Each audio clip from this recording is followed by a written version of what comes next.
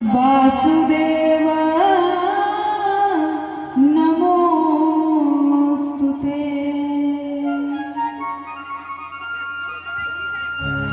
सच्चिदानंद रूपाय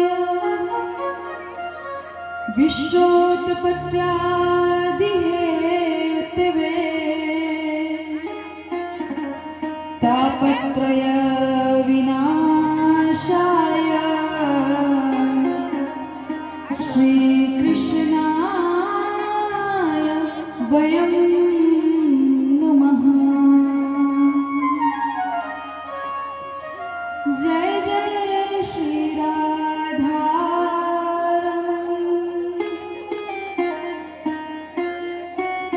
जय जय नवल किशोर,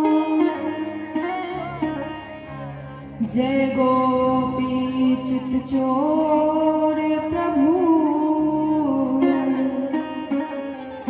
जय जय माखन चोर, जय जय माखन चोर। बोलिए वाक्य बिहारी लाल की जय। श्रीमद् भागवत महापुराण की जय। शंकर भगवान की जय। हनुमान जी महाराज की जय। गुरुदेव भगवान की जय। संत भगवान की जय। समस्त देवी देवताओं की जय। प्रेम से बोलो जय जय श्री राधे।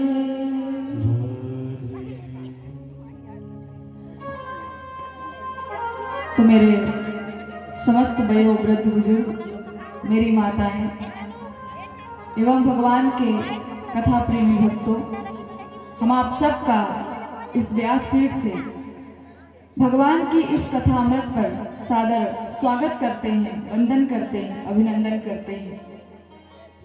तो आइए सबसे पहले एक छोटे से कीर्तन के द्वारा अपने मन वाणी दोनों को अच्छा करें, पवित्र करें। इसके बाद हम भगवान की अमृतमय कथा में प्रवेश करेंगे। बोलिए वाक्य बिहारी लाल की जय हो।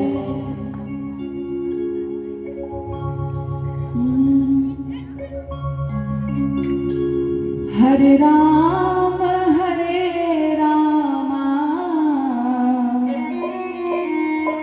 राम राम हरे हरे, हरे राम हरे राम, राम हरे हरे, हरे राम हरे राम, राम राम हरे हरे, हरे राम हरे। सभी बड़े भाव से गाएंगे। हरे कृष्ण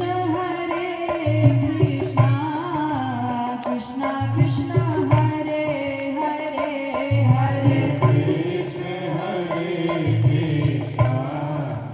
कृष्ण कृष्ण हरे हरे, हरे कृष्ण कृष्ण कृष्ण हरे हरे, हरे कृष्ण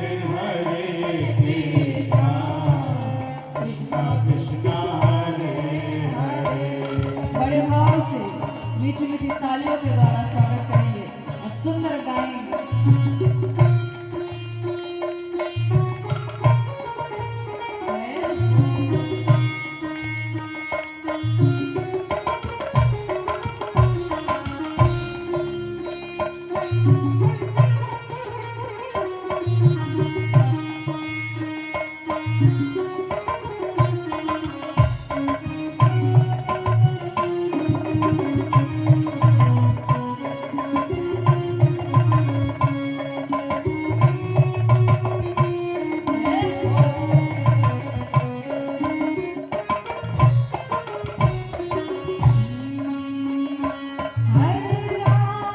हरे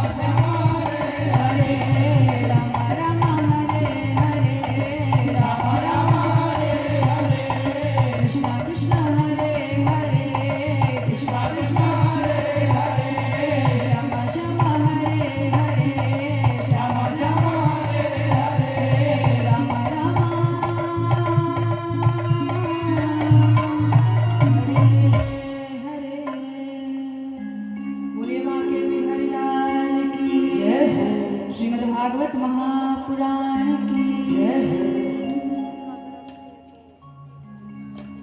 तो आइए हम सब मिलकर के भगवान की अमृतमयी कथा में प्रवेश करते हैं। तो कल कथा का चौथा दिन था और कल कौन सा उत्सव था? कल क्या मना रहे थे आप सब? धन्य है माताओं। अच्छा, पीछे वाले लोग बताइए क्या मना रहे थे कल? हाँ, ये देखो, दादा को देखो, क्या कृष्ण बोलते नहीं बनता आप सबसे? इतने दिन हो गए कथा सुनते सुनते, आज 5वां दिन, कल 6वां हो जाएगा, परसों विश्राम दिवस। और भाई कुछ लोगों को तो हमारी भाषा ही समझ में नहीं आ रही अभी तक। समझ में कैसे आएगा? इतनी सुंदर अमृतमयी गंगा बह रही है, तो वो जो अमृतमयी गंगा की वर्षा हो रही ना, तो उसका पानी, उसका जो जल है, तब तक हमारे ऊपर नहीं आएगा जब तक हम अपने ऊपर से वो छाता नहीं हटाएंगे। एक छाता है आपके ऊपर जो लगा हुआ है। जो कथा नहीं समझ पा रहे उनके लिए बोल रही, जो समझ पा रहे हैं उनके ऊपर से छाता हट चुका है। और पता है क्या छाता है? वो माया मोह रूपी छाता जो आपने लगा करके रखा है। अब आते तो कथा में है और चिंता घर की रहती है। अरे भाई, अब सासू माँ को ये चिंता है, बहू ना जाने कहीं मेरी तिजोरी का ताला खोल के कुछ ले ना जाए। ससुर जी को चिंता है कि कहीं मेरा बेटा कुछ लूट ना लेकर जाए, कहीं भाग ना जाए। तो महाराज ये सारी चीजें सांसारिक चलती रहती है। कई सारी माताओं को भी चिंता होगी, सुनो भाई 6 बजे तक कथा सुननी है, फिर जाके भोजन पानी बनाना पड़ेगा। ये सारी चीजें हमारे अंदर रहती। हम जितना सब कुछ बवंडर है ना, भगवान की कथा में ही ला करके रख देते। हमें समय नहीं है, हमारे पास इतना सारा काम है। भगवान भी कहते हैं तेरे पास समय नहीं तो क्या मैं ऐसे फ्री बैठा हूँ क्या? मेरे पास भी तेरे लिए कोई समय नहीं, घूम जहाँ घूमना। वो ऐसा कह रहे तो क्या हो जाएगा? हमारी दुनिया उलट पलट हो जाएगी, कुछ बचेगा ही नहीं दुनिया में। तो इससे पहले कि माधव ऐसा कहते, बहुत मजाक में ले रहे ना आप सब भगवान को। और जिस दिन प्रभाव दिखा ना, भगवान की लाठी लगती है पर आवाज नहीं होती है। जय हो। वो मारते जरूर हैं और किसी को दिखता भी नहीं है। दिखता कैसे है? हमारी स्थिति खराब हो जाती है, इस तरीके से दिखता है। तो ये जो बगल में विराजमान है, मजाक में मत लेना। मुरली भरे धारण की है, समय आने पर सुदर्शन चक्र भी ले लेते हैं। ये घुमाने वाला घुमा कर कैसे मारते हैं ना कि सामने वाला शत्रु मर जाता है। तो हमेशा ईश्वर को ही सत्य मानना चाहिए। दुनिया में कुछ भी सच नहीं है। हम आप सब एक झूठ रूप में यहाँ पर बैठे हुए हैं। हम सब चले जाएंगे। हमारे नाती पोते बच्चे, यहाँ तक कि पत्नी जो अपनी संगनी होती है, अर्धांगिनी होती है, सब हमारा साथ छोड़ देते हैं। हमारे माता पिता तक जो हमें पैदा करते हुए भी हमारे साथ नहीं रहते। तो सोचिए, सांसारिक जीव आपका क्या साथ निभाएगा? संसार के लोग आपका कुछ भी अच्छा नहीं चाहने वाले हैं। अच्छा कोई चाहेगा वो माधव है। इसलिए इनके चरणों में निवेदन करिए, और जिस दिन इनके चरणों में निवेदन करना शुरू किया, आपके सारे बिगड़े काम बन जाएंगे। तो कल सुन रहे थे कृष्ण जन्मोत्सव का प्रसंग, है कि नहीं? कि भगवान ने अवतार धारण किया। तो जिस समय भगवान अवतरित हुए तो बालक स्वरूप में पहले नहीं आए। पहले सुंदर छोटा सा चतुर्भुज स्वरूप बनाया, शंख चक्र गदा पद्म धारण करके सुंदर आए। और आ करके जैसे ही प्रकट हुए तो वसुदेव बाबा बहुत ज्यादा प्रसन्न हो गए। बोले अब अच्छा समय आया है, अब भगवान नारायण के हमें दर्शन हो गए हैं। और भगवान नारायण के दर्शन के बाद से ही इंसान का जो जीवन है सफल हो जाता है, फिर शेष कुछ भी नहीं बचता है। तो भगवान ने कहा कि वसुदेव, यद्यपि मैं बालक रूप में ही आता, पर तुम्हें कुछ समझाना था, इसलिए ऐसे स्वरूप में आना पड़ा। बोले बोलिए प्रभु, आप क्या आज्ञा देना चाहते हैं? बोले तुम ऐसा करना कि तुम मुझे सूपे में लिटा लेना, मैं छोटा हो जाऊंगा। बोले ठीक है प्रभु, फिर क्या करना है? बोले सूपे में लेटाओगे ना, इसके बाद तुम हमें गोकुल में नंद यशोदा के घर पर छोड़ करके चले आना। बोले ठीक है। बोले फिर प्रभु? बोले वहां पर अभी अभी यशोदा ने भी एक बालिका को जन्म दिया है, तो उस बालिका को उठा करके उसे यहाँ कारागृह में ले करके आना। अच्छा। तो बोले प्रभु वो सब तो ठीक है, पर ये जो पहरेदार हैं, ये जो हमारे हाथ में बेड़ियां पड़ी हुई हैं, कड़ियां पड़ी हुई हैं, ये कैसे टूटेंगे, कैसे बाहर जाएंगे? तो बोले हमने सबका हित करने के लिए ही तो अवतार धारण किया है। गोदज धेनु देव हितकारी, गोदज धेनु देव हितकारी, गोदज धेनु देव हितकारी, गोदज धेनु देव हितकारी।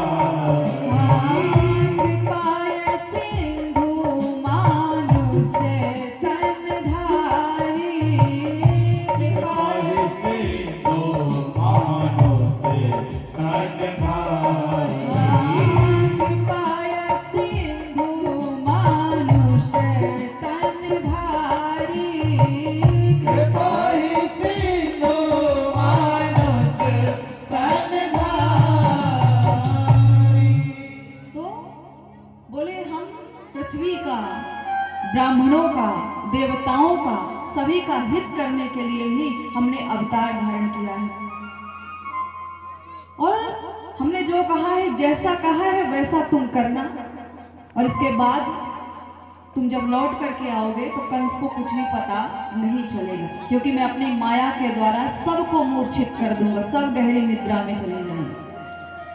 अब महाराज हमारे जो बाके बिहारी जी हैं, चतुर्भुज स्वरूप छोड़ करके वह छोटे बालक स्वरूप में आ गए और आ करके रोने लग गए। तो वसुदेव बाबा ने कहा कि अरे प्रभु थोड़ा धीरे धीरे रोइए, जोर से रोएंगे कहीं पहरेदारों को पता चला। बोले वो सब पहले ही गहरी निद्रा में जा चुके हैं, आप चिंता मत करिए, सबको सुला करके ही मैं रो रहा हूँ, उधम मचा रहा हूँ। अब महाराज हमारे छोटे से कन्हैया जी हैं, उन्हें सुंदर सूपे में लिटाया गया और लेटा करके जैसे ही वसुदेव बाबा उठाते हैं, उनके हाथ की बेड़ियां, हथकड़ियां सब कुछ खुल गई। महाराज सुंदर सर पर उस सूपे को रखा और रख करके जाने लगे। बाहर देखा सारे जेल द्वार अपने आप ही खुले पड़े हुए हैं। बोले वाह प्रभु आपकी माया अपरंपार है। अब महाराज बाहर जाके देखा बहुत ज्यादा वर्षा हो रही, बारिश हो रही है। तो वसुदेव जी चिंतित हो गए।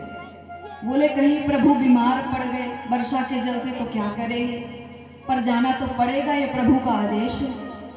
तो महाराज जब वह आगे की ओर गए तो होता क्या है, उसी समय हमारे शेष नाग जी जो हैं सुंदर प्रभु की छत्र छाया बन करके प्रभु के ऊपर आकर के खड़े हो गए। वसुदेव जी को पता नहीं चला। अब आगे जाते हैं तो यमुना मैया की अलग सी जिद है, प्रभु जब तक आपके चरणों को स्पर्श नहीं कर लेती तब तक तो मैं घटने पे होंगी नहीं, बिल्कुल नहीं घटूंगी। तो महाराज जैसे वसुदेव जी ने यमुना नदी पर प्रवेश किया तो जो यमुना नदी घुटने तक थी अब वह जंघा भर आ गई है। वसुदेव जी घबराने लगे। बोले एक तो मैं, एक ये सूपे में पड़े हुए हमारे प्रभु, अब ये कैसे बचेगी, यमुना जी तो बढ़ती जा रही है।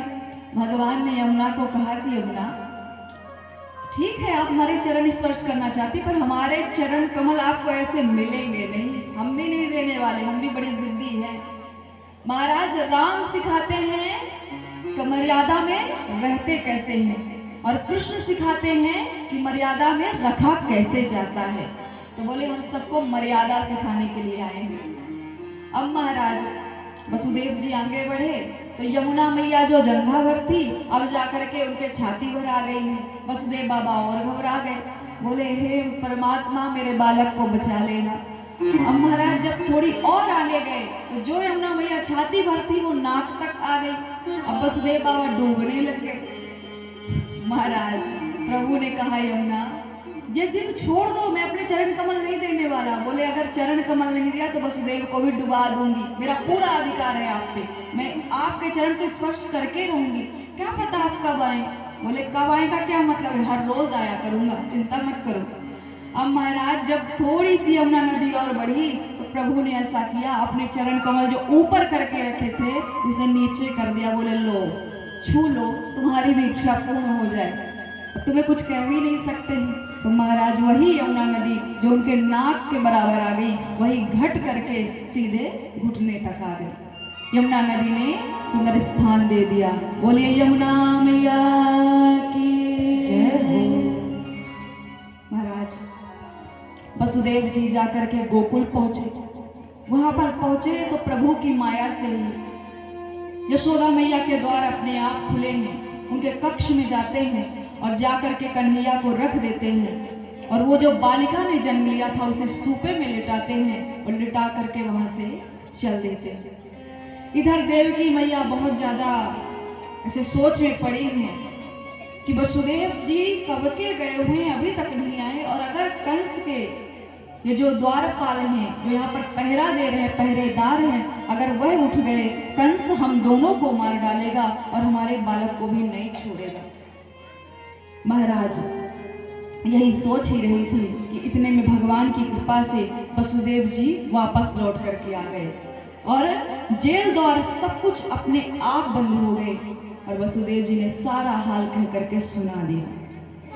अब इधर जैसे ही हमारी यशोदा मैया उठती है तो यशोदा मैया उठी तो उन्होंने देखा कि भाई उनके बगल में एक बालक रो रहा है। तो बोले ये बालक कब पैदा हुआ, मुझे तो पता भी नहीं चला। भाई माता अगर किसी बालक को जन्म देती है तो थोड़ी प्रसव की पीड़ा होती है, पर भगवान कभी पैदा नहीं होते हैं, भगवान उत्पन्न होते हैं। भगवान को कोई पैदा कर ही नहीं सकता।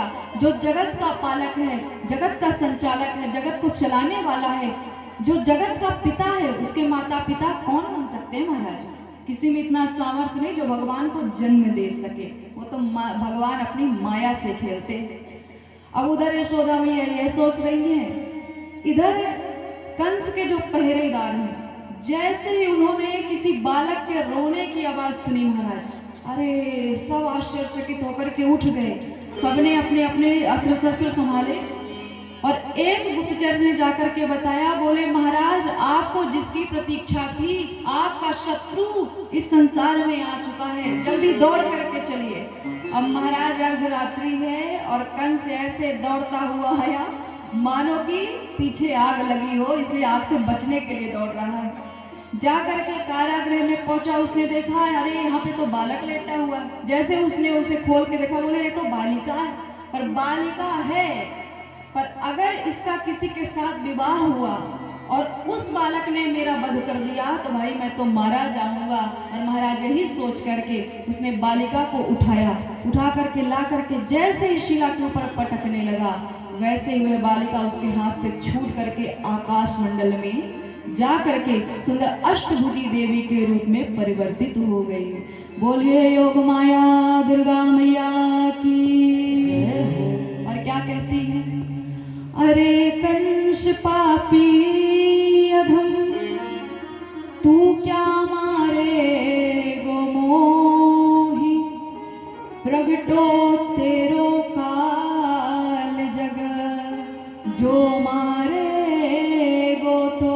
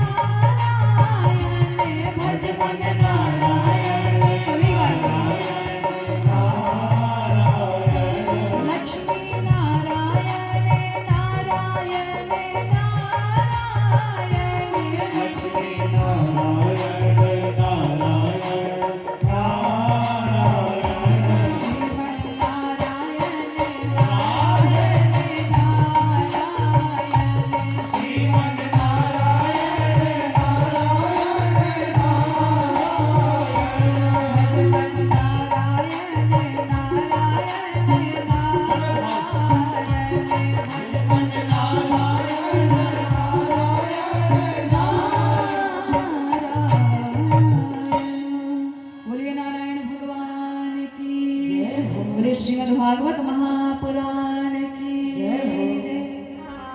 देखिए आज की कथा बड़ी विशाल, बहुत बड़ी और बहुत अच्छी है, तो ध्यान से सुनेंगे तो समझ में आएगा। नहीं सुना तो कहानी छूट गई, फिर लगेगा देवी जी अभी तो यहाँ बोल रही थी, कहाँ पहुंच गई।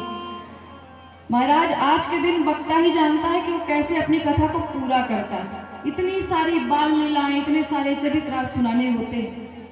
तो महाराज वो जो देवी थी आकाश में उड़ करके गई और बोले, अरे कंस तू मुझे क्या मारेगा, तेरे काल ने तो जन्म ले भी लिया, अपने सुरक्षित स्थान पर पहुंच भी गया और समय आने पर वह तेरा वध अवश्य ही करेगा, तुझे मार डालेगा। और महाराज ऐसा कह करके वह योग माया अंतर्ध्यान हो गई।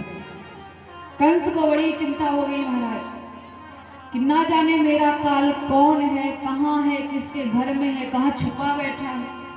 अब महाराज इधर गोकुल की ओर चलते हैं तो यहाँ पर यशोदा मैया बहुत जोर जोर से नंद बाबा को बुला रही है।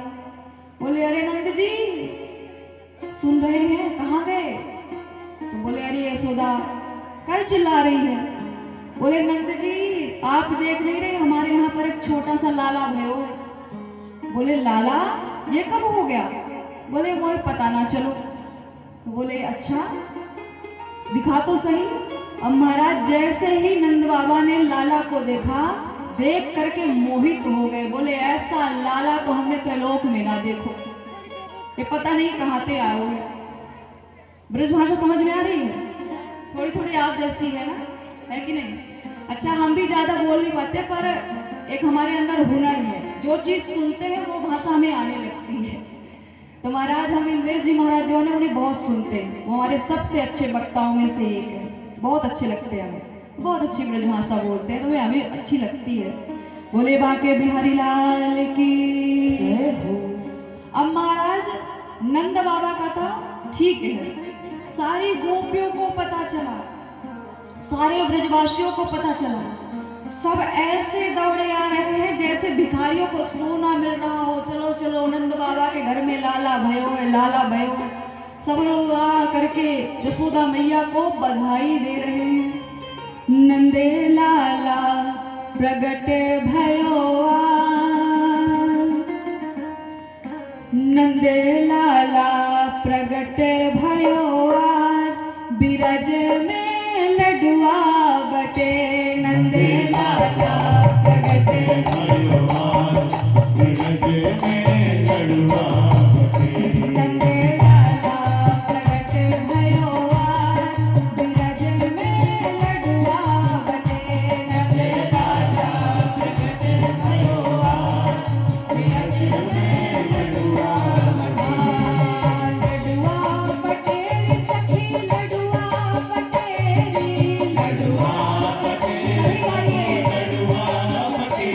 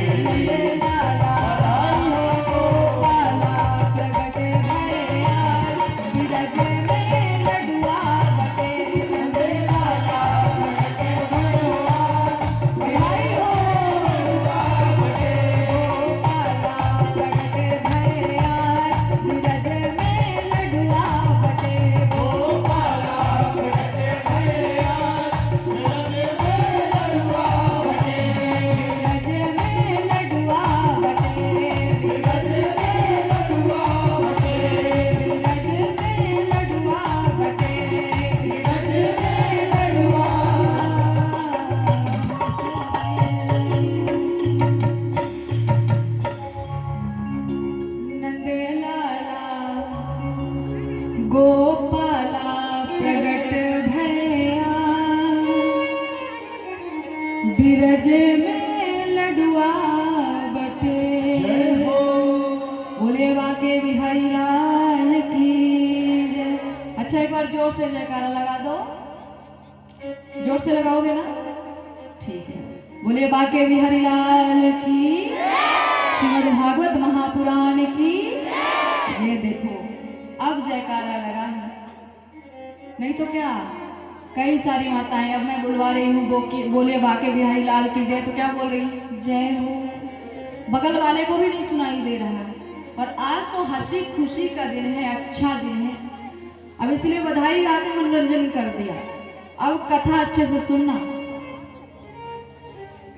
तो महाराज इधर बिरज में लडुआ बट रहे हैं। सर्वस्व दान दीन सब काहू जय पावा राखा नहीं काऊ।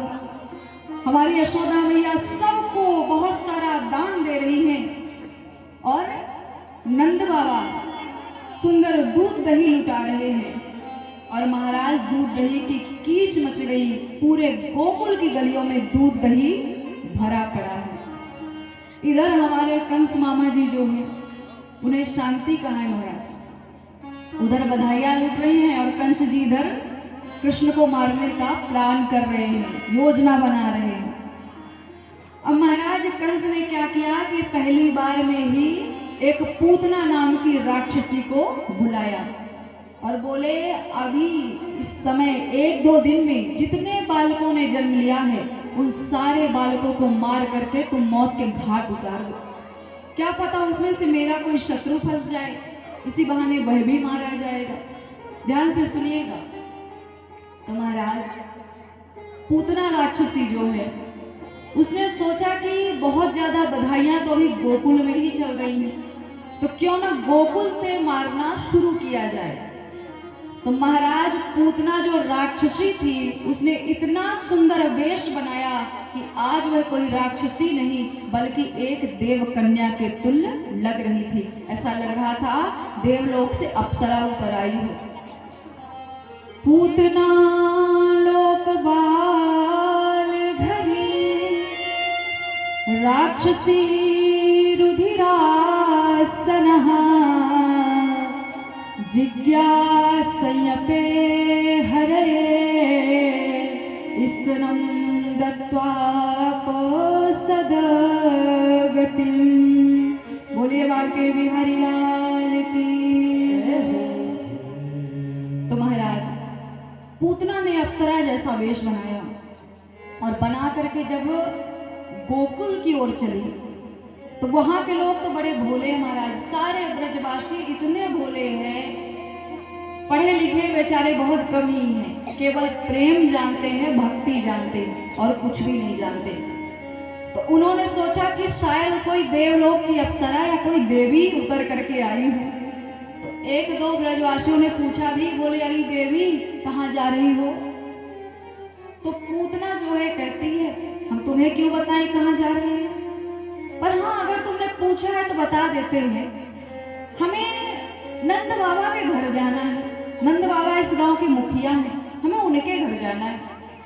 तो बोले नंद बाबा के घर क्यों, क्या काम है? बोले अरे हमने सुना है कि उनके यहाँ पर लाला हुआ है, बस उसी लाला के दर्शन करने इसलिए हमें जाना है। तो बोले तुम्हें कैसे पता? बोले अभी तुम क्या कह रहे हो मैं देवी हूँ तो मुझे सब कुछ पता है। बोले ठीक है। महाराज भोले से ब्रजवासी हैं, उन्होंने कहा यशोदा मैया का घर आप यहाँ सामने से जाइएगा और थोड़ा सा ऐसे बाएं मुड़ जाना, यशोदा मैया का घर है। बोले ठीक है। अब महाराज पूतना लटक मटक करके चल रही है। जा करके जैसे ही यशोदा मैया के दरवाजे पर पहुंची तो गोपियां आके मिल गई। गोपियों ने कहा अरे सखी ऐसा लग रहे हो कि ये कोई देव कन्या है। बोले हाँ सच में स्वर्ग से उतरी हुई है, पर ये हमारे घर में क्या कर रही है? अब दोनों आपस में बात कर रही हैं। पूतना ने कहा अरे ओ गोपियों यशोदा मैया कहाँ है? बोले मोए ना पतो यशोदा मैया कहाँ है, जाके खुद ढूंढ लो। तो गोपियों ने जब ऐसा कहा तो बोलती है मुझे बताओ तो सही मैं कोई देवी हूँ। तो बोले देवी आप यहाँ पर क्या करने आई हो? बोले मैं ऐसी देवी हूँ कि मैं जिस बालक को एक बार अपने स्तनपान करवा दूं वह बालक दोबारा बीमार नहीं पड़ सकता है, उसे कोई रोग व्यथा नहीं होगी। अब महाराज दोबारा बीमार कहाँ से पड़ेगा, विष लगा करके लाई है, एक बार में ही बालक का काम तमाम हो जाएगा। तो बोले अच्छा आप ऐसी देवी है? बोले हाँ ठीक है अंदर जाइए, माता यशोदा अंदर ही है। अब महाराज पूतना अंदर गई तो यशोदा मैया बोला यशोदा मैया, ओ यशोदा मैया कहाँ है आप?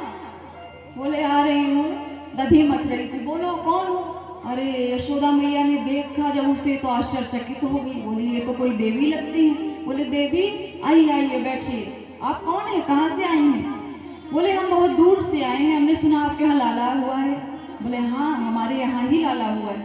बोले मैया लाओ उसको स्तनपान करवा दूँ, क्योंकि मैं जिसे स्तनपान करवाती हूँ वह बालक स्वस्थ मस्त तंदुरुस्त रहता है।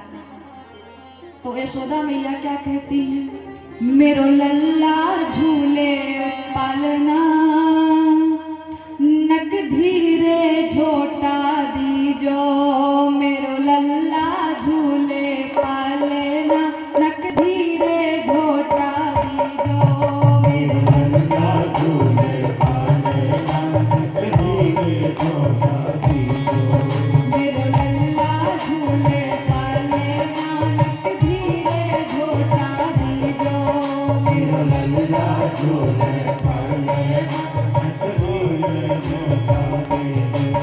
नक धीरे झोटा दीजो, नक हौले हौले झोटा दीजो, नक धीरे झोटा दीजो, नक हौले हौले झोटा दीजो, नक धीरे झोटा दीजो, नक हौले हौले झोटा दीजो, नक धीरे झोटा दीजो, नक हौले हौले झोटा दीजो, मेरो लल्ला कन्हैया झूले पालना, नक धीरे झोटा दीजो, मेरो लल्ला झूले पालना, नक धीरे झोटा दीजो, कन्हैया झूले पालना, नक धीरे झोटा दीजो, कन्हैया झूले पालना, नक धीरे झोटा दीजो।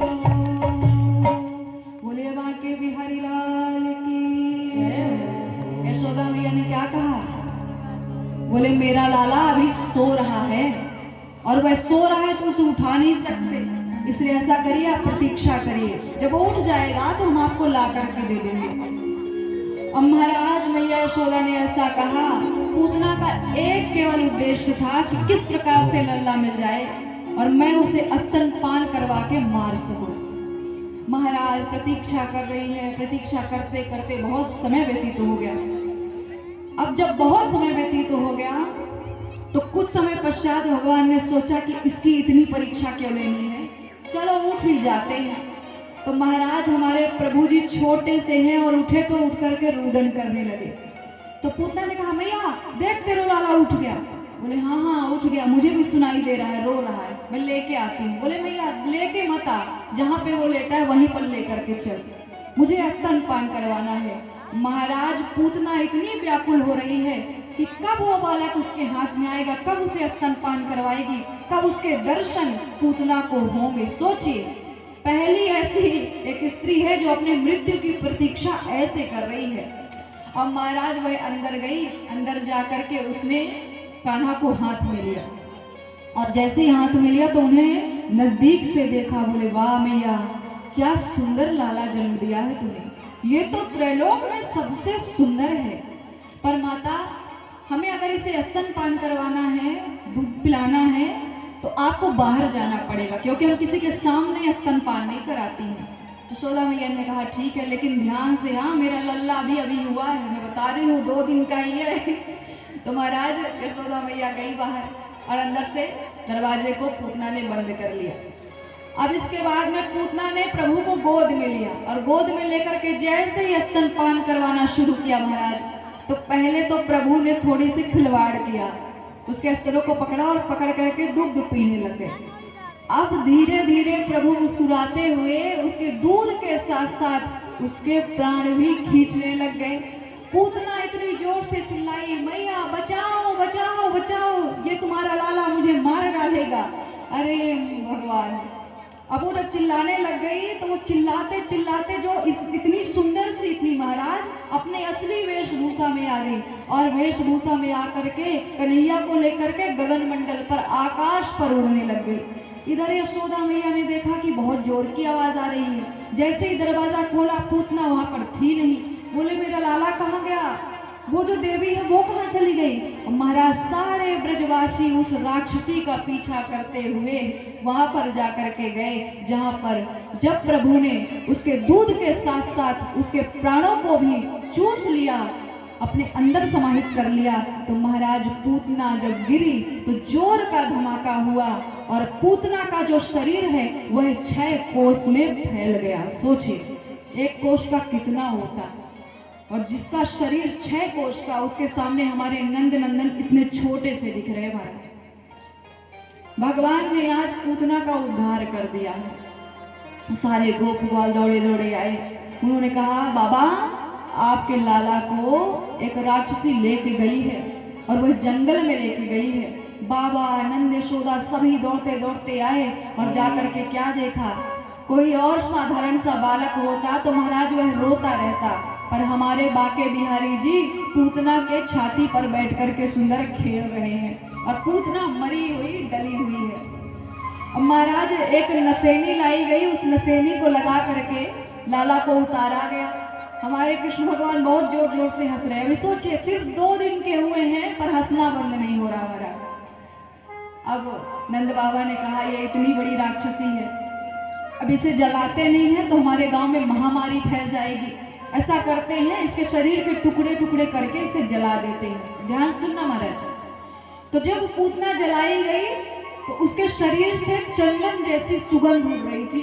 तो राजा परीक्षित ने यहीं पर कथा रोक दी। बोले प्रभु ये बताइए, पूतना तो राक्षसी ठहरी, वह आई भी तो भगवान को मारने के लिए, तो उसके शरीर से चंदन जैसी सुगंध क्यों उड़ रही थी? आप इस बात को बताने की कृपा करें। सुखदेव ऋषि ने कहा कि राजन, भगवान कौन है? भगवान को क्या कहते हैं? भगवान पतित पावन है, पतितों को पावन करने वाले प्रभु हैं। तो वैसे तो पूतना सच में राक्षसी है, पर जिस समय प्रभु ने उसको स्पर्श किया, मतलब छुआ, उसी समय पूतना का सारा शरीर शुद्ध हो गया। इसलिए जब उसे जलाया गया, उसी शुद्धता के कारण उसके जलने से चंदन जैसी सुगंध सब जगह फैल रही थी। सोचिए महाराज, भगवान किसी को भी छू दें, स्पर्श कर दें, हमारे अंदर की सारी बुरी चीजें नष्ट हो जाती हैं। अब इसके बाद में पूतना मारी गई। यह बात जब कंस को पता चली तो उसने सक्टासुर नामक एक दैत्य को वहां पर बुलाया और बुला करके बोले, अब मुझे पूरा यकीन हो गया है, इतना छोटा सा बालक है नंद का, जब वो पूतना को मार सकता है तो किसी को भी मार सकता है। इसलिए ऐसा करो, जा करके नंद के पुत्र को मार डालो। अब महाराज सक्टासुर जा करके यशोदा मैया के घर में पहुंचा। वहां पर तो बधाइयां चल रही हैं। तो अब हमारे नंद नंदन थोड़े थक गए थे, तो यशोदा मैया ने सोचा क्यों ना लाला को थोड़ा सा लिटा दिया जाए। तो महाराज उन्होंने लाला को वहां पर लिटाया जहां पर एक बैलगाड़ी भी खड़ी हुई थी। अब लाला हमारे लेटे हुए हैं। सक्टासुर आ करके उन्हीं के ऊपर जो एक घड़ा लटक रहा था उसमें आकर के बैठ गया और प्रभु की प्रतीक्षा करने लगा कि कब ये जागेंगे, कब हम इन्हें देखेंगे और कब हम इन्हें मारेंगे। अब महाराज जब नंद नंदन जगे तो सक्टासुर को प्रभु ने देखा। बोले अच्छा मेरी प्रतीक्षा कर रहा है, रुक तुझे अभी बताता हूँ। महाराज हमारे प्रभु ने एक जोर का लात जो है उस बैलगाड़ी पे मारा, तो बैलगाड़ी उचक करके उस घड़े पर लगी और घड़े पर जैसे ही लगी तो सक्टासुर भी वहीं पर मारा गया। बोलिए बाके बिहारी लाल की। अब बताइए महाराज, 3 दिन के हैं, इतने उद्यमी है। सोचिए, अच्छे अच्छे राक्षसों को मौत के घाट उतार रहे हैं, बिल्कुल नहीं डरते। तो ये अभी तो बहुत बड़े हैं। सोचिए, बचपन में इतने ऐसे उद्यमी टाइप के थे, इतने निडर थे, ये इतने बड़े हैं, क्या नहीं कर सकते महाराज, है कि नहीं? इनकी लीला तो अपरंपार है। अब कंस ने सोचा हमारा कुछ नहीं होने वाला, ऐसे छोटे मोटे दैत्यों को भेजूंगा ना तो एक दिन मैं ही मारा जाऊंगा। अब क्यों ना हम तृणावर्त को भेजें। तृणावर्त जो एक बवंडर का स्वरूप है, जैसे हवा नहीं चलती तो गोल गोल चक्कर लगा के घूमती है, सोचिए। तो कंस ने क्या किया, तृणावर्त को बुलाया और बुला करके नंद बाबा के घर में भेज दिया। बोले जा करके नंद यशोदा का पुत्र जो अभी हुआ है उसे तुम जा करके मार डालो। अब तृणावर्त जो है महाराज वो तो ठहरा ही राक्षस, उसका यही काम है। बोले महाराज आपने जैसी आज्ञा दी है वैसा ही पालन होगा। जब वह बालक मर जाएगा तब उसका समाचार हम आपको आकर के सुना देंगे। अब महाराज तृणावर्त गया, उसने बवंडर का स्वरूप बनाया तो क्या हुआ, हमारी यशोदा मैया कन्हैया को लेकर के स्तनपान करा रही थी। कन्हैया ने सोचा इस राक्षस का वध करना है तो हमें मैया को यहाँ से हटाना पड़ेगा। तो कन्हैया ने अपने शरीर का वजन इतना बढ़ा लिया कि यशोदा मैया ने कन्हैया को नीचे रख दिया और बोले चलो कोई बात नहीं, थोड़ा सा अपना काम कर लेती हूँ। अब माता जी अंदर गई है, हमारे कन्हैया जी फिसल फिसल करके खिसक खिसक करके दरवाजे पर आकर के बैठ करके उस असुर की प्रतीक्षा कर रहे हैं जो कन्हैया को मारने आने वाला है। हमारा सोचिए इतने छोटे से लाला। अब जब उस असुर की प्रतीक्षा कर रहे हैं तो वह असुर आया और आकर के सीधे नंद बाबा के उनके भवन के सामने एक बवंडर का स्वरूप बना करके कन्हैया को ढूंढने लगा। कन्हैया जी जानबूझ करके ड्योढ़ी नाक करके बाहर आ गए। बोले आओ दुष्ट, तुम्हारी प्रतीक्षा कर रहे थे, तुम ना भी आते तो हम तुम तक तो जरूर पहुंच जाते, पर अच्छा हुआ तुम्हारे पास चल करके आ गए। अब महाराज हमारे कन्हैया जा करके उसके चक्रवात में फंस गए और फंस करके गोल गोल घूमने लगे। दैत्य ने कहा आज तो महाराज कंस का काल मारा जाएगा, अब ये नहीं बचेगा। कन्हैया ने मन ही मन में सोचा कि मुझे तो कोई फंसा ही नहीं सकता, मुझे कोई नहीं बांध सकता है। मैं जब स्वयं चाहता हूँ तभी मैं किसी के बंधन में बंधता हूँ। मुझे अगर कोई ज्ञान से जीतना चाहे, कोई बुद्धि से जीतना चाहे, कोई अपने रुपए पैसे दौलत से जीतना चाहे, वह नहीं जीत सकता है। किसी के पास अगर अथाह प्रेम है, अथाह भक्ति है तो वह मुझे अवश्य ही जीत सकता है। लेकिन तृणावर्त ये तो तुम्हारी गलत फहमी है कि तुम्हारे बंधन में मैं बंधा हूँ, आज तुम मेरे चक्रव्यूह में आकर के फंस गए हो। बोलिए बाके बिहारी लाल की जय हो। दैतो नामना तृणावर्तः कंसवृत्त प्रणोदिता चक्रवात स्वरूपेण जहारसीनम कर्मकम। बोलिए बाके बिहारी लाल की जय। तो महाराज तृणावर्त जोर जोर का घूम रहा है। प्रभु ने कहा अब बहुत खेल और मस्ती हो गई। भगवान ने तृणावर्त के बालों को पकड़ा और पकड़ करके ऐसा जोर का घुमाया और ला करके अपने ही दरवाजे के एक पत्थर पर उसे पटक दिया। उसके प्राण पखेरु उड़ गए और तृणावर्त का भी राम नाम सत्य हो गया। बोलिए बाके बिहारी लाल की जय। अब महाराज कंस को पता चला तृणावर्त भी मारा गया। बोले ये बालक बड़ा खतरनाक है, जो जाता है वो वापस जिंदा लौट करके आता ही नहीं, सबको मार मार करके ऐसे मुझे भेंट स्वरूप में दे रहा है। अब महाराज इधर हमारे वसुदेव जी कारागृह में बंद हैं। तो कंस को लगा कि हमने वसुदेव और देवकी के ऊपर बहुत अत्याचार किया है। ये कन्हैया, ये जो कृष्णा है, जो नंद बाबा का छोरा है, वह मेरा काल है। वसुदेव का तो कोई बालक होने ही नहीं वाला था। भविष्यवाणी भी, आकाशवाणी भी झूठी पड़ गई है। इसलिए हम अपने बहन को, अपने बहनोई को आज कारागृह से मुक्त कर देंगे और उन्हें यहाँ से उनके घर छोड़ करके आएंगे। महाराज दोनों लोगों को कंस ने मुक्त कर दिया और दोनों से क्षमा मांगी। देवकी से क्या कहता है कि बहन तू यही समझना कि तेरे बालक का जो जीवन था ना, वह केवल उसी समय तक था जब तक वह जीवित था। मुझे क्षमा कर देना। यद्यपि मेरे अपराध क्षमा लायक तो नहीं है, पर फिर भी ये बहन तू तो दयालु है। कोई भी बहन अपने भाई का अनिष्ट नहीं चाह सकती है, इसलिए बहन मुझे क्षमा कर और तू यहाँ से अपने ससुराल की ओर चली जा, वहाँ पर अच्छे से रहना। वसुदेव जी ने कहा कि देवकी क्षमा कर दो इसे, हम लोग घर चलते हैं, हमें और भी शेष कार्य करने हैं। महाराज वसुदेव बाबा गए, उन्होंने अपने गर्ग पुरोहित जी को बुलाया। बोले पुरोहित जी, हमारा बालक हुआ है, हमारी रोहिणी जो इस समय नंदगांव में है, तो वो हुआ तो जरूर है पर उसका आज तक नामकरण संस्कार नहीं हुआ है, इसलिए ऐसा करिए आप जाइए और आप उसका नामकरण संस्कार करके आइए और हमें भी बताइएगा कि आपने उसका नाम क्या रखा है। लेकिन यह काम आपको गुप्त स्वरूप में करना पड़ेगा, क्योंकि कंस के गुप्तचर यहाँ वहाँ भटकते रहते हैं। अगर कंस को पता चला कि मेरी पत्नी रोहिणी नंदगांव में है, मेरा बालक नंदगांव में है, तो वह उन्हें भी मार डालेगा। इसलिए आप जो भी काम है गुप्त रूप से करिए, किसी को पता ना चले। महाराज गर्ग पुरोहित गए हैं, जा करके यशोदा और नंद से मिले, उन्होंने बढ़िया उनका स्वागत सत्कार किया। बोले देवी हम यहाँ पर आए हैं क्योंकि हमें वसुदेव बाबा ने भेजा है। बोले वसुदेव जी ने किसी विशेष प्रयोजन से भेजा है क्या?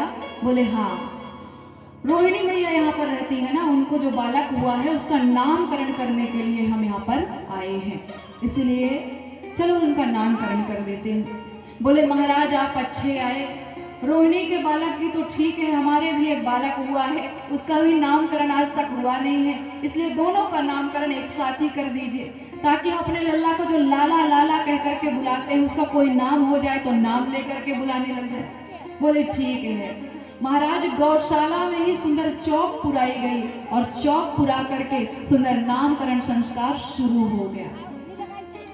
गर्ग जी ने गए, पहले बलराम जी को देखा तो बोले ये जो रोहिणी का बालक है ये अत्यंत निर्मल स्वभाव वाला होगा, लेकिन बलवान बहुत होगा।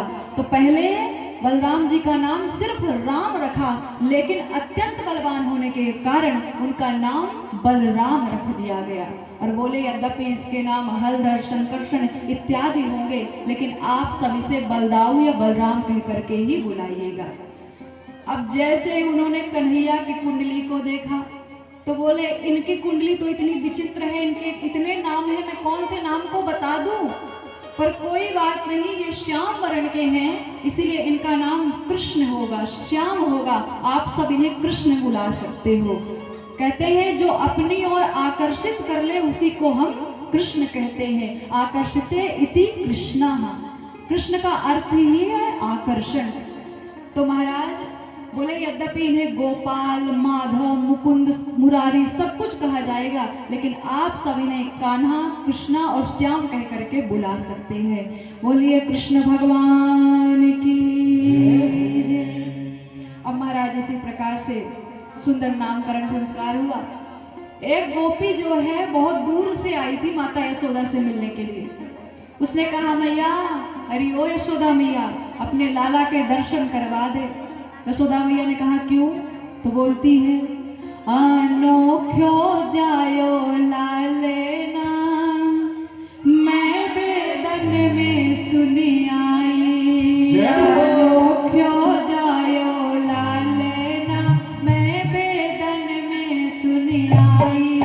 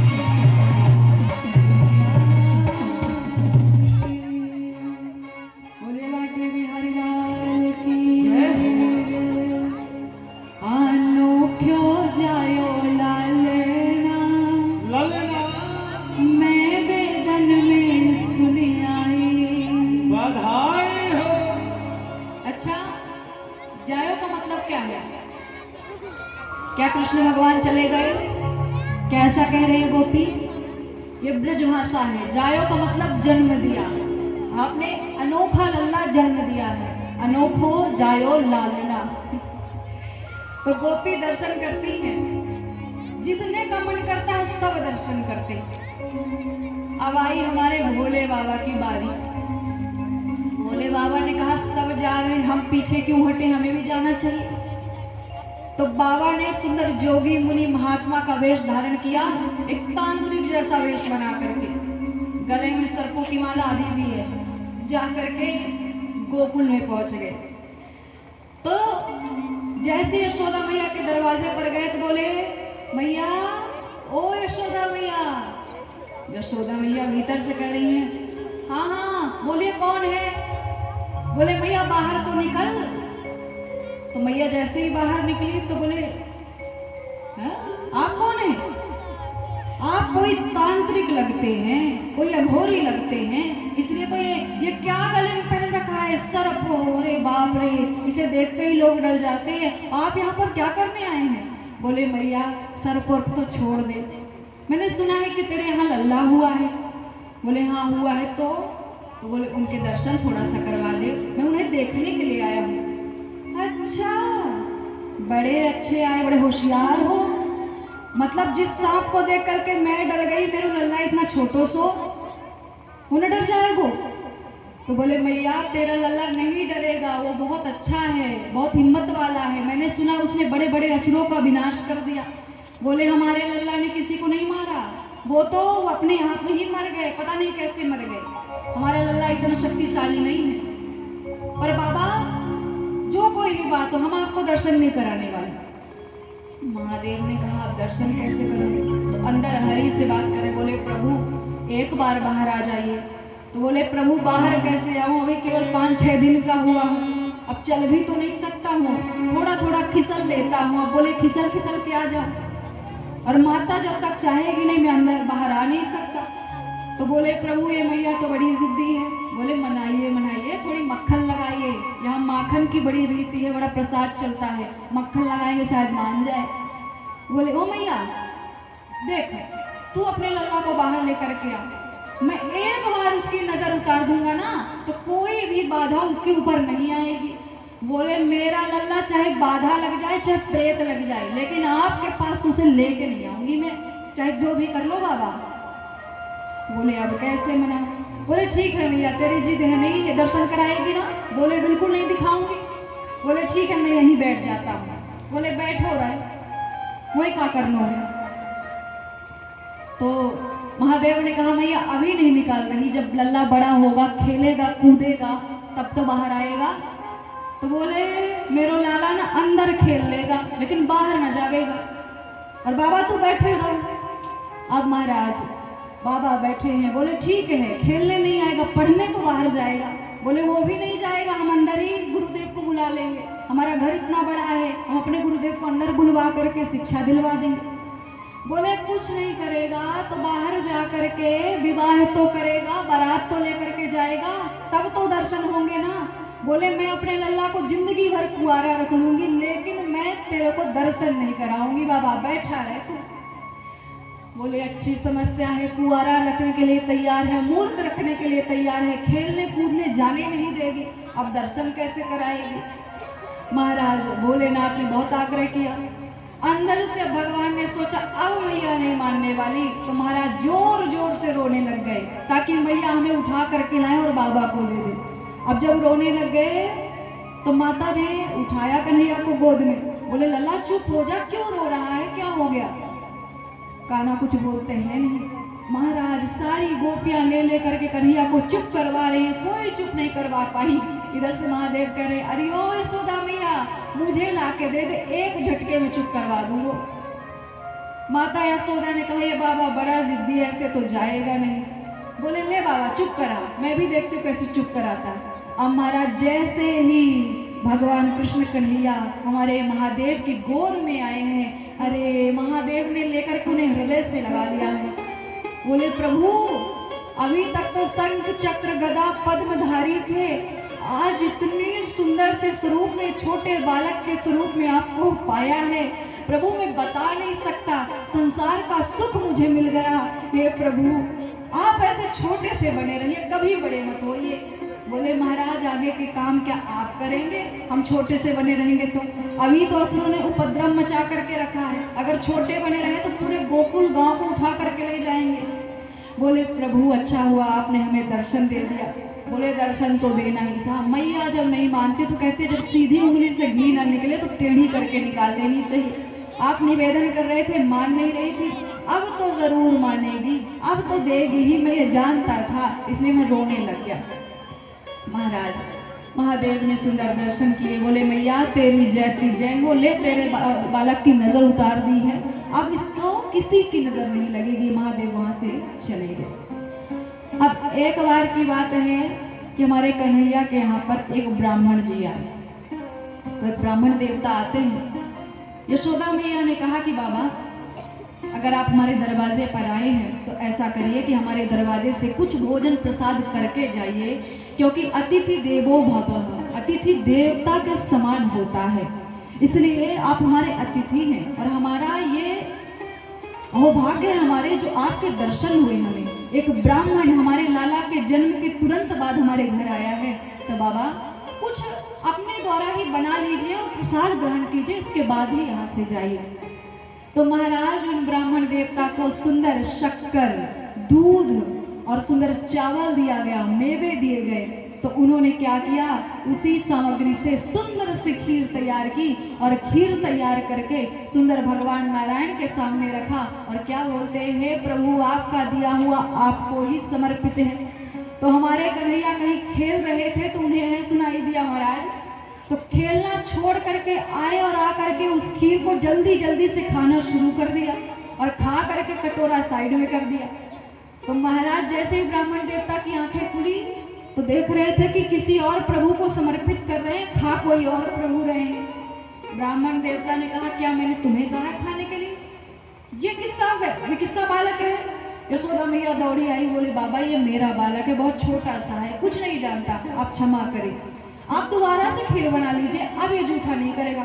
बोले मैंने कितनी मेहनत से मेवा मिष्ठान सब डाल करके खीर बनाई, नारायण भगवान को भोग लगा रहा है, ये आके खा लेता है।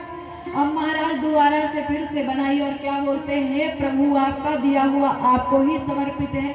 भगवान ने कहा बलदाऊ भैया फिर से बुला रहा है। बलदाऊ भैया ने कहा अब मत जाना, नहीं मैया मुख दर से पीटेगी। बोले पीटेंगे बाद में पीटेंगे, इतनी अच्छी खीर छोड़ता कौन है, जाके पहले खीर खाएंगे बलदाऊ भैया। अब फिर गए महाराज, दौड़ करके खाने लग गए। फिर से ब्राह्मण देवता की नजरें खुली, बोले ये फिर आ गया, अरे ओ यशोदा मैया आपने लाला को पकड़ क्यों नहीं लेती? बोले बाबा क्षमा करना, मेरा लाला थोड़ा सा उद्यमी है, पर बाबा कोई बात नहीं, अब आप तीसरी बार ले लो, तीसरी बार बना लो। अब महाराज बोले 2 बार का भोग तो ऐसे भी नष्ट हो गया, तीसरी बार और अच्छे से मेवा मिष्ठान डाल के बोलते हैं थोड़ा सा और काजू डाल देता हूँ, थोड़ा सा और बादाम डाल देता हूँ, अच्छे से बनाऊंगा ताकि भगवान नारायण नाराज ना हो, क्रोधित ना हो। अब महाराज फिर से कटोरा रखा, फिर से वही बात बोली। अब फिर से कन्हैया आए और जैसे ही ब्राह्मण देवता चिल्लाने लगे, कन्हैया ने कहा चुप, बड़े आए जब देखो चिल्लाते रहते हैं, ब्राह्मणों का काम ही होता है, थोड़ा सा काम बिगड़ने चिल्लाने लग जाते हैं। अरे आप बार बार कह रहे हो आपका दिया हुआ आपको ही समर्पित है, तो मैं क्या करूं? तो बोले वो तो मैं भगवान नारायण को बोल रहा हूँ। बोले मैं वही तो हूँ। बोले अच्छा तुम भगवान नारायण हो? बोले आपका जो अंधकार है ऐसे नहीं जाएगा, भगवान ने चतुर्भुज स्वरूप धारण कर लिया। बोलिए बांके बिहारी लाल की। और महाराज जैसे ही भगवान ने चतुर्भुज स्वरूप धारण किया, वो ब्राह्मण देवता हाथ जोड़ करके खड़े हो गए। बोले हे प्रभु, हे दीन दयाल, हे दया के सागर प्रभु, क्षमा कीजिएगा मैं आपको पहचान नहीं पाया। अरे प्रभु ये खीर तो बात छोड़िए, हमारा तन हमारा मन हमारा सर्वस्व आपका है। हे प्रभु हम तो स्वयं आप में समर्पित हैं, आपको जो लेना हो जैसे लेना हो आप ले सकते हैं, प्रभु हमें क्षमा कर दीजिए। बोले आप हमें इतने प्यार से भोग लगा रहे थे तो हमने सोचा जब भक्त हमें स्वयं बुला रहा है, हमने अवतार धारण कर लिया है, तो हम स्वयं जाकर के पा लेते हैं, ऐसे सिर्फ भोग लगाने की क्या जरूरत है, सुगंधी लेने की क्या जरूरत है जिस चीज़ को हम खा सकते हैं। इसलिए हम आए, हमने आपकी खीर को चखा और इसके बाद में प्रभु ने बहुत सारी बातें कही, सुंदर आशीर्वाद दिया। इसके बाद यशोदा मैया आई, बोले बाबा हमारे लाला को क्षमा कर देना। बोले मैया क्षमा तो तुम्हारा लाला मुझे कर दे तो ये बहुत बड़ी बात है, हमसे बहुत बड़ी भूल हो गई है। महाराज राजा परीक्षित कहते हैं यशोदा मैया के क्या भाग्य हैं, कितने अच्छे भाग्य हैं जो आज स्वयं भगवान नारायण उन्हें मैया कह करके बुलाते हैं। नंद बाबा के कैसे भाग्य हैं जो आज स्वयं भगवान नारायण उन्हें बाबा कह करके बुलाते, उनके कंधे पर जा करके बैठ रहे हैं। तो सुखदेव ऋषि ये दोनों कौन हैं और इन्हें यह सुंदर फल कैसे प्राप्त हुआ, आप इस बात को बताने की कृपा करिए। सुखदेव ऋषि ने कहा कि आपको शायद पता नहीं है कि ये जो नंद बाबा हैं इनका नाम पिछले जन्म में द्रोणवसु था और यशोदा का नाम धरा था।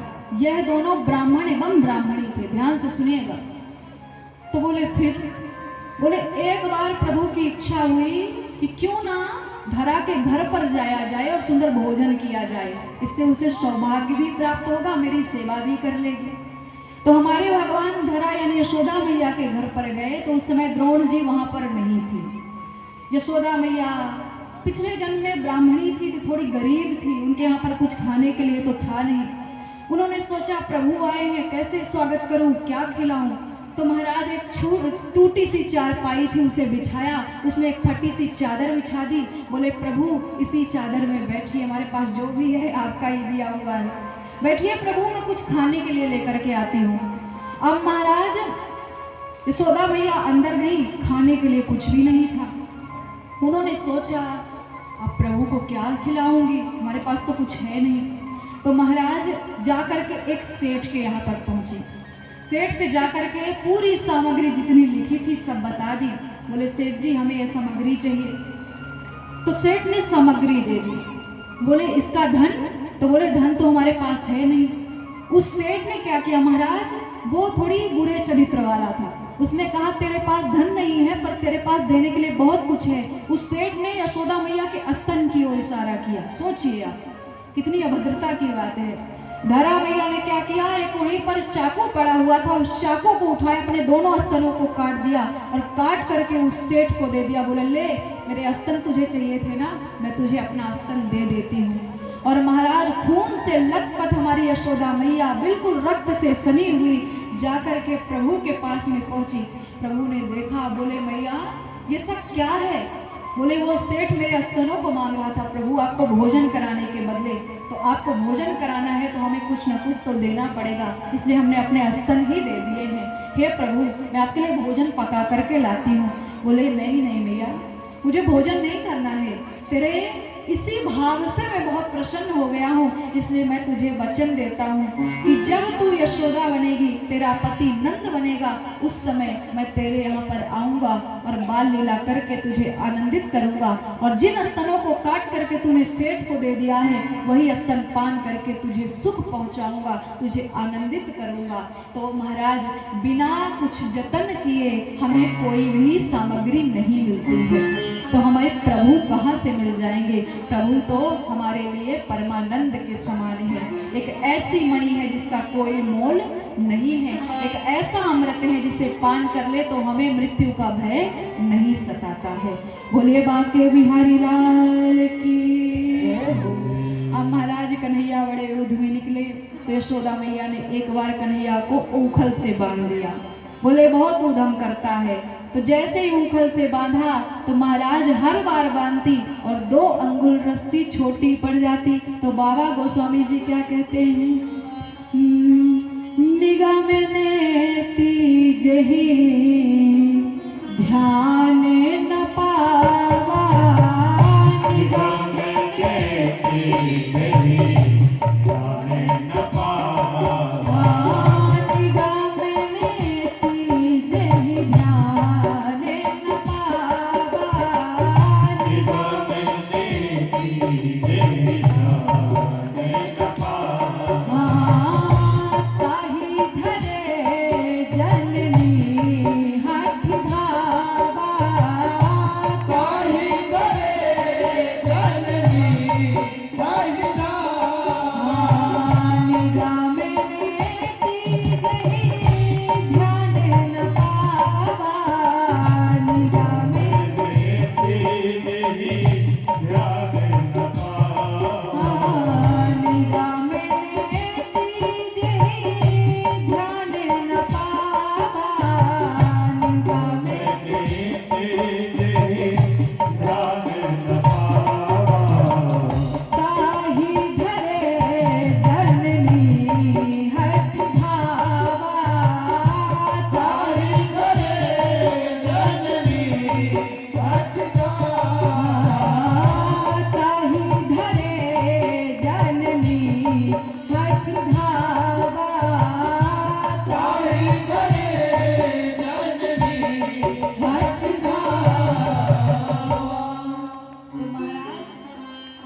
नारद जी इस दृश्य को देख रहे थे तो क्या कहते हैं, निगम नेति जहि ध्यान न पावा, ताहि धरे जननी हटि धावा। अरे भगवान को कोई भी अपने ज्ञान से नहीं बांध सकता है, भगवान को कोई भी अपने हट से नहीं बांध सकता है, भगवान को कोई भी अपने प्रताप से नहीं बांध सकता है। अरे यशोदा मैया, अगर तुम्हें कन्हैया को बांधना है तो प्रेम से बांधो, सबसे ऊंची प्रेम सगाई। महाराज प्रेम से बढ़कर के कुछ भी नहीं है, प्रेम जगत में सार और कुछ सार नहीं। प्रेम के वशीभूत होकर के दुर्योधन के मेवा त्यागे, साग विदुर घर खाई, सबसे ऊंची प्रेम सगाई। प्रेम के वशीभूत होकर के प्रभु ने अर्जुन का रथ हाँक दिया। सोचिए, सारथी बन गए। जो संसार को चलाने वाले हैं आज वह किसी के सारथी बने हुए महाराज। तो प्रेम इतनी बड़ी वस्तु है जिससे हम प्रभु को बांध सकते हैं। नारद जी ने कहा भैया बांधना है तो प्रेम से बांधिए, जो 2 अंगुल रस्सी छोटी पड़ रही है यह छोटी नहीं पड़ेगी। पर महाराज प्रभु ने सोचा ये तो मैया है, इससे कैसा प्रेम है, तो ऐसे भी प्रेम लुटा रही है। तो कन्हैया ने कहा चलो बंध जाते हैं, और इसी बहाने यहाँ पर 2 यमलार्जुन के वृक्ष भी गड़े हैं, उनका भी उद्धार करना है। अब महाराज प्रभु बंध गए, यशोदा मैया अपने कार्य में लग गई। प्रभु ने क्या किया कि उन्होंने उसी ऊखल को जोर से खींचना शुरू किया और ले जाकर के दोनों वृक्षों के बीच में उसे फंसा लिया और फंसा करके झटका देना शुरू किया। तो बोले ये तो ऐसे गिर भी नहीं रहे हैं। प्रभु ने कहा हमें अपनी माया दिखानी पड़ेगी। महाराज प्रभु ने ऊखल के द्वारा एक जोर का झटका दिया तो वहां पर जो यमलार्जुन के वृक्ष खड़े हुए थे वह दोनों एक साथ में ही गिर करके धराशायी हो गए और उनसे 2 दिव्य पुरुष उत्पन्न हो गए। बोलिए बांके बिहारी लाल की। महाराज शुकदेव ऋषि से राजा परीक्षित ने पूछा, बोले ये यमलार्जुन के वृक्ष इनका उद्धार प्रभु ने क्यों किया, ये कौन है? तो बोले आपको पता नहीं है, यह कुबेर के पुत्र हैं। तो बोले कुबेर के पुत्र? बोले हाँ। क्या होता है कि इनका कार्यभार इतना अच्छा है कि यह इंद्र के कोषाध्यक्ष बन जाते हैं, और कहते हैं जब धन आता है तो धन अहंकार भी लेकर के साथ में चलता है महाराज। तो बोले जब उनके कोषाध्यक्ष बन गए तो इन दोनों को अभिमान हो गया। जब इन दोनों को अभिमान हो गया तो एक दिन यह स्वर्गारोहिणी गंगा पर स्नान कर रहे थे, तो वहाँ पर हमारे नारद जी जो हैं उनका आगमन होता है। और नारद जी को तो पता ही है जहाँ भी जाएंगे वहीं पर नारायण नारायण नारायण करते हुए चलते हैं। श्रीमन नारायण नारायण नारायण श्रीमन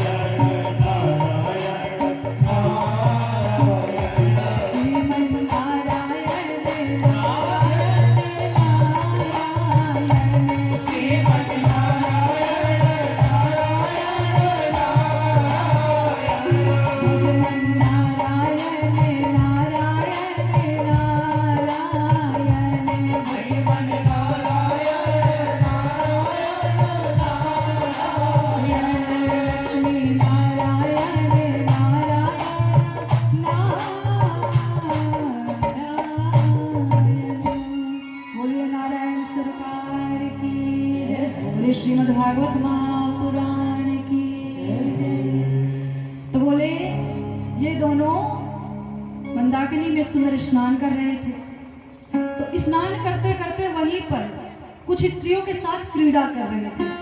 तो नारद जी का वहां पर आगमन होता है। नारद जी को उन स्त्रियों ने देखा तो सबने पर्दा कर लिया, पर ये दोनों अपने अभिमान में ऐसे चूर हो गए कि इन्होंने कोई पर्दा नहीं किया, ऐसे नग्न अवस्था में नारद जी के सामने खड़े रह गए। नारद जी ने कहा, अरे मूर्खों, ये जो युवा अवस्था होती है ये तो शालीनता का परिचय देने वाली होती है, अभिमान से दूर रहने वाली होती है। अपने शरीर को दिखाने का इतना ही शौक है तो कहीं और जाकर के दिखाते। किसी साधु संत महात्मा के सामने भी तुम्हें इतनी सी बात समझ में नहीं आती कि नग्न होकर के नहीं खड़े होना चाहिए, लेकिन आज तुम अभिमान में इतने चूर हो। मैं यहाँ पर आया, तुमने वस्त्र धारण नहीं किए, ऐसे ही खड़े हो। नारद जी बहुत क्रोधित हुए और क्रोधित हो करके बोले कि तुम लोग यमलार्जुन के वृक्ष जैसे ऐसे सीधे होकर के खड़े रह गए, इसलिए मैं तुम्हें श्राप देता हूँ कि तुम दोनों यमलार्जुन यानी कौवा के वृक्ष के रूप में परिवर्तित हो जाओ और ना जाने कितने वर्षों तक ऐसे ही खड़े रहोगे। महाराज जब कहते हैं कि जब किसी को कोई भी बुरा या भला बोल देता है तब दिमाग ठिकाने आ जाता है। महाराज दोनों का दिमाग ठिकाने आ गया। बोले, महाराज हमें क्षमा कर दीजिएगा, आपने इतना बड़ा श्राप हमें दे दिया, ये बताइए हमारा उद्धार कैसे होगा। नारद जी ने कहा, तुम चिंता मत करो, तुम्हारा उद्धार करने के लिए स्वयं नंद बाबा के पुत्र यानी हमारे भगवान नारायण कृष्ण आएंगे और वही तुम्हारा उद्धार करेंगे। तो दो दिव्य पुरुष उत्पन्न हुए, प्रकट हो गए और उन्होंने प्रभु को प्रणाम किया और क्या कहते हैं, को रघुवीर सरिस संसारा, को रघुवीर सरिस संसारा, को रघुवीर सरिस संसारा, को रघुवीर सरिस संसारा।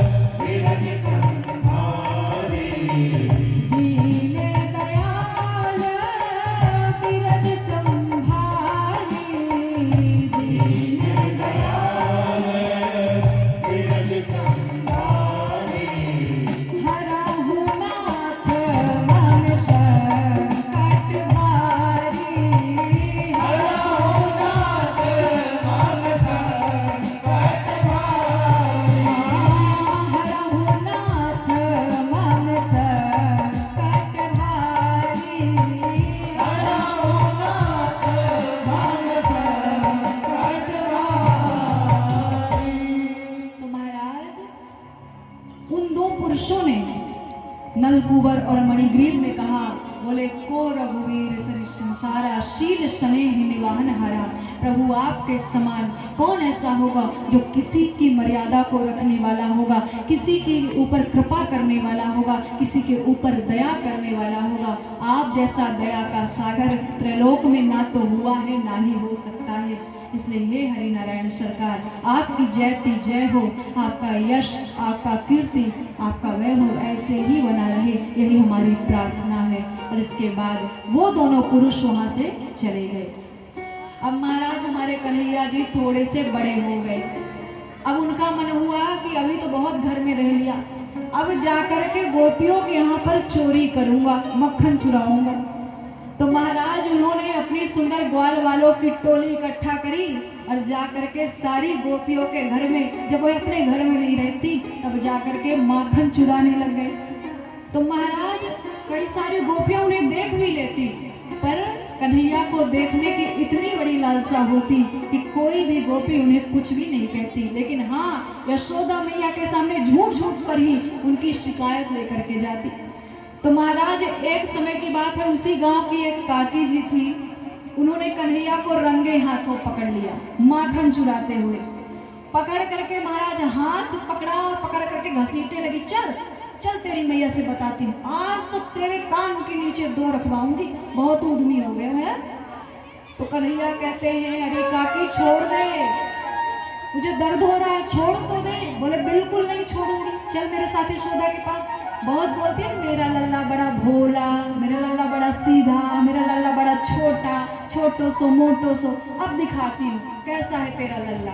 अब महाराज घसीटती हुई ले गई। कन्हैया ने कहा काकी धीरे धीरे चल, तू तो इतनी लंबी सी है, मैं छोटो सो हूँ और मैं गिर जाऊंगा तो क्या होगा। बोले गिर या फिसलते हुए चल, मुझे मतलब नहीं, आज तो यशोदा को दिखा करके रहूंगी।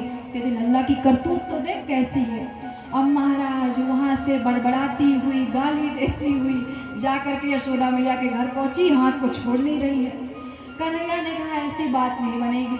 कन्हैया ने क्या किया, बीच में ही अपना हाथ छुड़वा करके उसी काकी के बालक का हाथ उस काकी के हाथ में पकड़ा दिया और सुंदर पीछे के रास्ते से आकर के अपने घर में बैठ गए।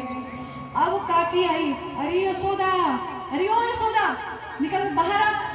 यशोदा मैया ने कहा काकी क्यों चिल्ला रही हो, क्या हो गया। बोले मैं कहती थी कि तेरा लल्ला चोर है, बहुत बड़ा चोर है, देख अपने लल्ला को, आज मैं पकड़ करके लाई हूँ, सबूत है मेरे पास। बोले काकी सबूत। बोले पीछे खड़ा है, इधर आ। अब काकी नहीं देख रही। हाँ तो बोले काकी पहले नजर तो डाल, किसे पकड़ करके लाई है। बोले तेरे लाला को पकड़ करके लाई हूँ, मैं अंधी ना हुई अभी तक, मेरे को दिखता है। बोले काकी ये मेरा लल्ला नहीं है, तेरा बालक ही है जिसे तू घसीटते हुए लेकर के आई है। उसका लाला रोने लग गया। बोले मैया कब से बोल रहा हूँ छोड़ दे छोड़ दे, छोड़ ही नहीं रही है। बोले है तू कैसे आ गया। बोले मैया मुझे ही तो तू पकड़ करके लाई थी। उन्होंने ये नहीं बताया कि कन्हैया ने मेरा हाथ पकड़ा दिया है, नहीं तो ऐसा बता देता दोस्ती टूट जाती। अब मैया यशोदा ने कन्हैया को बुलाया, कान्हा ओ कान्हा। कन्हैया जी मासूम सा मुंह बना के, क्या हुआ मैया, सोने भी नहीं देती हो, जब देखो कान्हा कान्हा कान्हा, क्या हुआ बताओ। बोले काकी क्या कह रही है, तू चोरी करते हो। बोले मैया मैं कहाँ चोरी करता हूँ, आज तक आपने देखा क्या, देखा बताओ पहले। बोले मैंने नहीं देखा, ये काकी देख अपने बालक को ही घसीट करके लेकर के आई और बोली कन्हैया ने चोरी किया।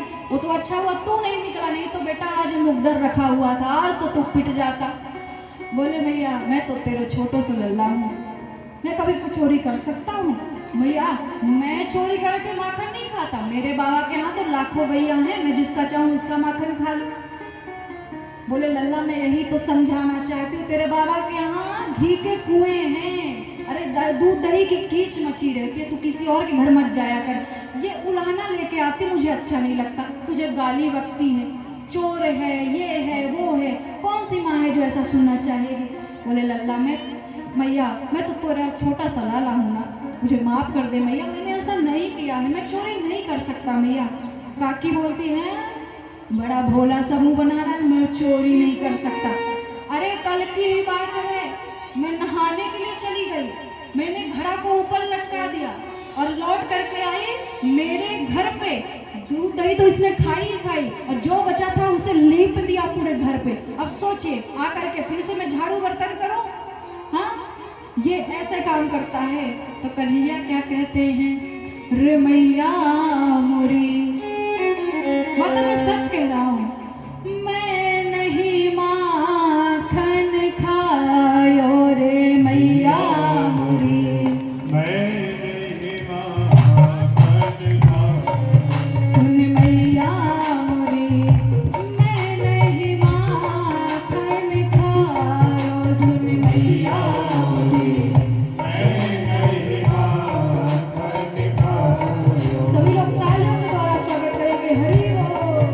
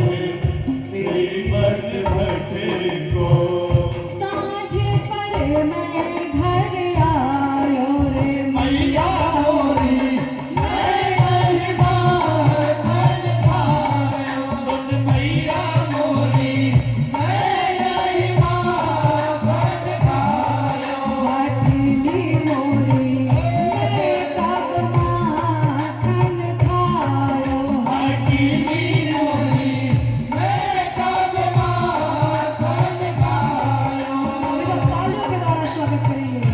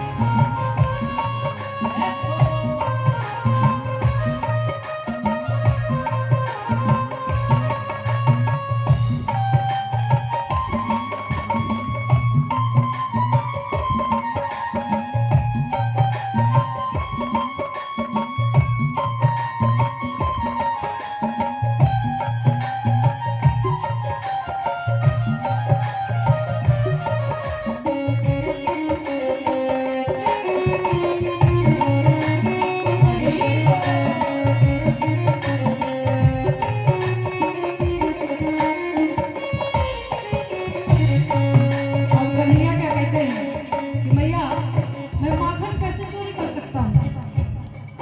भोर से मैं गैया चराने के लिए चला जाता हूँ, सांझ तक वहाँ से आता हूँ और थक भी जाता हूँ, तो माखन चोरी करने की तो बात ही नहीं। हाँ, मैं बालक वही अनको छोटो, मैं बालक बहियन को छोटो ठीको के ही विधि पायो। चिको बहुविध पायो हाँ, ग्वाले बाले सब बैर पड़े हैं। बाल बाल सब मेरे पड़े हैं परवश मुख लपटायो रे मैया मोरी मैं नहीं माखन खायो रे मैया मोरी मैं नहीं माखन खायो हठली मोरी मैं कब माखन खायो। हकीमी मोरी मैं कब माखन खायो सभी लोग तालियों के द्वारा स्वागत करेंगे। हरि बोल।